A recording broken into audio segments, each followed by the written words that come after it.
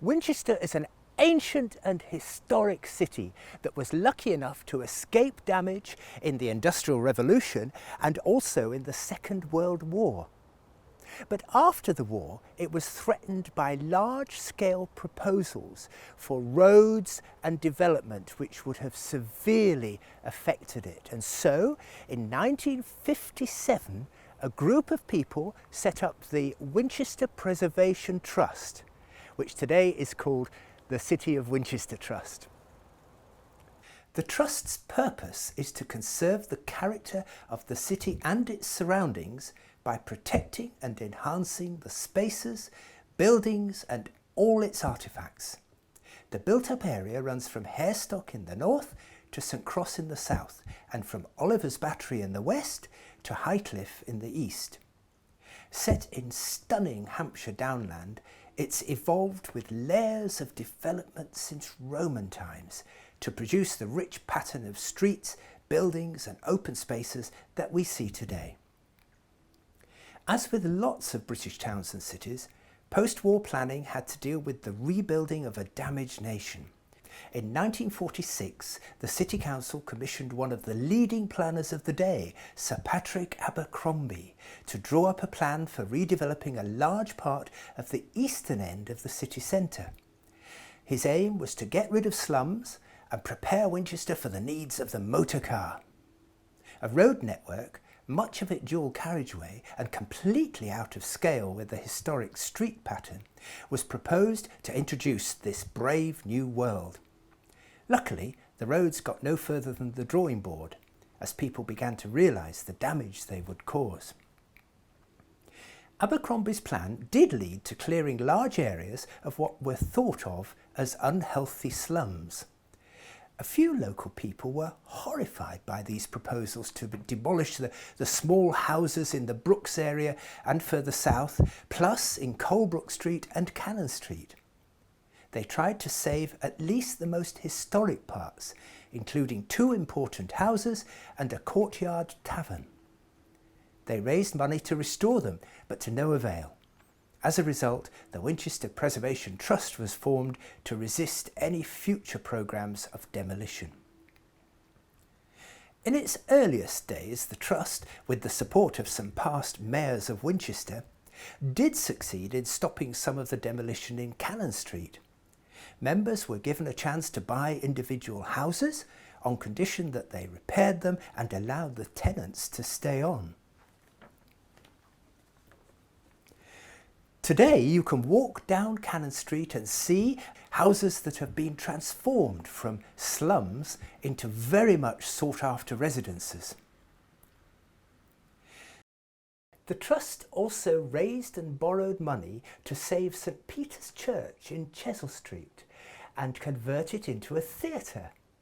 This led to the church tower becoming part of the Trust's logo, with a tree in the background to show that it was also aiming to protect threatened trees as well as buildings. From these early beginnings, it went on to develop a very wide range of activities, all focused on keeping and improving Winchester's historic character.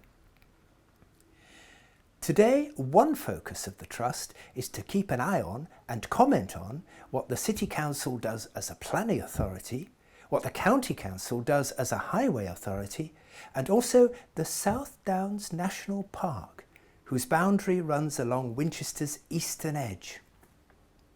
The City Council is responsible for producing local plans and planning briefs and for deciding planning applications. The Trust's membership includes people with an intimate knowledge of Winchester as a place and with experience of the planning process. They have groups who participate when local plans are being put together, commenting on proposals and policies and attending meetings and inquiries. They've also got 4 planning advisory groups which meet in rotation every week to look at every single planning application made in the city. These could be new developments, proposals in the conservation area, listed buildings, or even tree preservation orders. Where they can, They also talk to developers who are about to put in big planning applications to discuss the schemes and say what they think of their ideas. The Trust has about 500 members who enjoy activities throughout the year. In summer they have evening walks led by experts and enthusiasts on lots of subjects ranging from architecture to history and natural history. From time to time, newly completed or restored buildings are looked at by a panel chaired by a design professional from outside Winchester. The best of these are given design awards. The Trust has a brilliant website to keep you up to date. It's also got an extensive archive of newsletters and photographs of Winchester going back through the decades. Over the years, it's produced some attractive and thought-provoking publications which will inspire everyone who's interested in Winchester's architecture, history and landscape. Over the last 50 years, we've seen a great deal of change, and there's pressure for more. If this compact city, set within the Hampshire chalk downland, is to continue to change and grow, decisions will have to be made on a wide range of things. One such decision is the regeneration of the central area, also known as Silver Hill, which has been talked about for nearly 30 years. Another is the future of the Station Approach or Carfax site. Also, with the building of the new sports centre at Bar End, plans need to be made for the future of the original site in North Walls Park. Common to all these are the issues of pedestrians and traffic, for which the councils have produced a movement strategy. The Vision booklet, published in 2019, pinpoints a wide range of issues and offers useful suggestions to help the people who will have to make policies and take decisions. The idea is that it will be a flexible document needing regular review.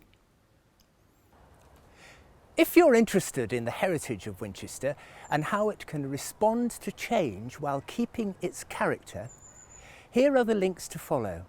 Why don't you join us and play a part in conserving this amazing city for generations to come? Thank you very much for watching.